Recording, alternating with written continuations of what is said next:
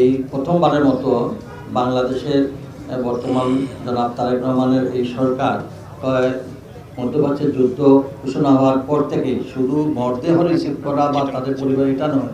আমাদের এদেরকে সেফ রাখা এবং তাদেরকে অ্যাওয়ারনেসের মাধ্যমে যতটুকু সম্ভব যোগাযোগের মাধ্যমে যাতে আমাদের দেশে নিরাপদে ফিরিয়ে আনা যায় এবং যারা ওইখানে আছে ওরা যেন নিরাপদে থাকে।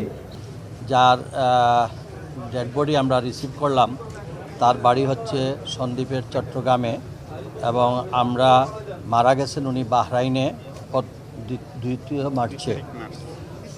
আমরা এখন পর্যন্ত আমাদের কাছে রেকর্ড যেটা আছে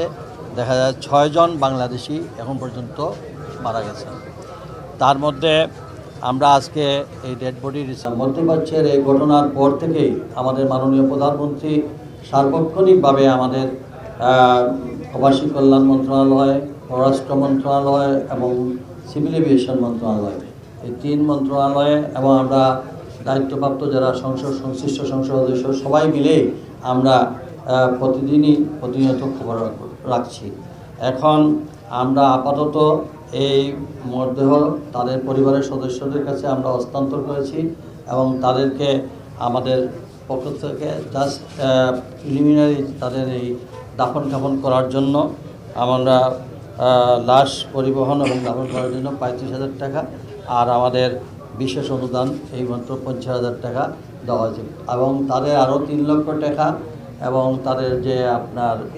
ইন্স্যুরেন্স বাবদ 10 লক্ষ টাকা আমরা পরবর্তী পর্যায়ে আমরা ইনশাআল্লাহ এবং আমাদের ওই এলাকার সংশ্লিষ্ট সংসদ সদস্যের সঙ্গে আলোচনা করে তার পরিবারকে আমরা কিভাবে অন্যভাবে সাহায্য করতে পারি সেই বিষয়েও আমরা আমাদের পরিবারের সঙ্গে অব্যাহত যোগাযোগ থাকবে। আল্লাহ তাআলা যেন ওই আমাদের তারেককে আল্লাহ তাআলা জান্নাতবাসী করেন এবং তার সুসংহত পরিবারের প্রতি আমরা গভীর সহযোগিতা জ্ঞাপন করছি। আল্লাহ আমাদের সহায়। সব ধরনের উদ্যোগী নেওয়া হয়েছে, যার ফলশ্রুতিতে আপনারা ইতিমধ্যে দেখতে পাচ্ছেন